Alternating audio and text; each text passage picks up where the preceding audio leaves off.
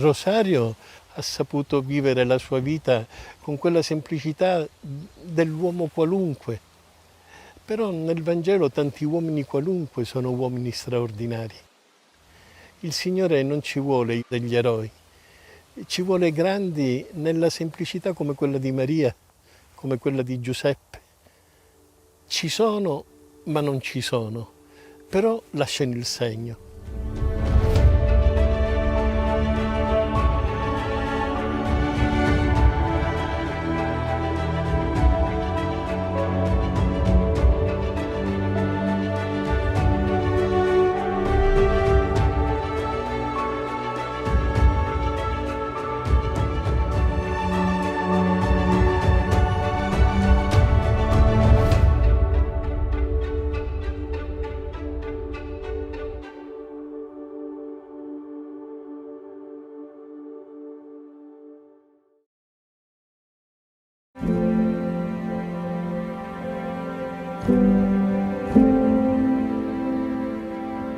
Rosario è stato mio alunno nell'anno scolastico 1968-69. Era un ragazzo normale, cordiale con i compagni, non era per nulla un ragazzo chiuso. Forse nel modo di vestire, io come battuta dico che Rosario è nato in giacca e cravatta. Quando noi avevamo qualche problema di impreparazione, Rosario non si è mai tirato indietro, spesso sceglieva di non fare la ricreazione, di restare in classe a spiegarci i vari argomenti che non riuscivamo a capire e con molta facilità si restava in classe e ci spiegava il tutto.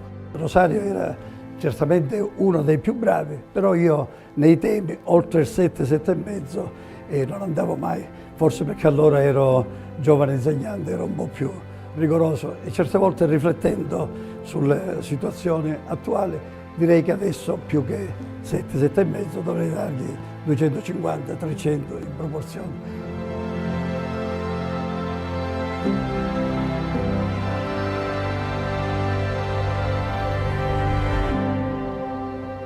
Il periodo più bello del liceo era quando il pomeriggio si incontrava, si andava a passeggiare. E Rosario, come tutti noi, aveva anche battite del cuore e quindi si andava a passare sotto la cosiddetta presunta amata sperando che si affacciasse al balcone per poterla salutare. Però prima delle 20 scappava a casa perché papà era inflessibile negli orari e Rosario rispettava le regole come ha fatto sempre in vita sua. Il rapporto che ha con i genitori è un rapporto sacrale, perché è un rapporto di dedizione, servizio, di attenzione, di cura, di tutto quanto.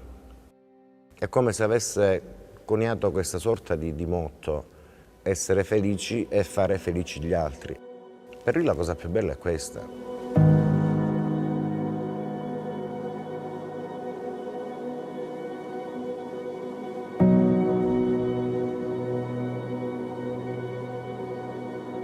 Rosario Livatino prestava servizio in procura e aveva frequenti contatti con il tribunale, con la sezione penale del tribunale dove io lavoravo ed ero stata destinata. Nonostante fosse molto impegnato con il lavoro e si fermasse in ufficio fino al tardo pomeriggio ogni giorno, aveva grande disponibilità nei confronti di questi giovani colleghi che arrivavano spesso da fuori e in lui trovavamo certamente un punto di riferimento e un collega al quale chiedere conforto anche in questa prima fase della professione. Per lui ovviamente non è uno sforzo il guardare con amore chi gli sta di fronte, però tutti i magistrati che hanno lavorato con lui mi dicevano che Livatino rimaneva l'unico magistrato, per esempio, che si alzava, dava la mano all'imputato che aveva appena sentito, che aveva appena interrogato, lo accompagnava anche alla porta. Ho chiesto ai suoi colleghi magistrati come voi perché non lo facevate e mi hanno detto per un fatto di distanziamento, di distacco, comunque per qualcun altro mi ha detto per un fatto igienico. In occasione di un Ferragosto, egli, ritenendo che un detenuto dovesse essere rimesso in libertà, si recò da solo alla casa circondariale di Agrigento per consegnare personalmente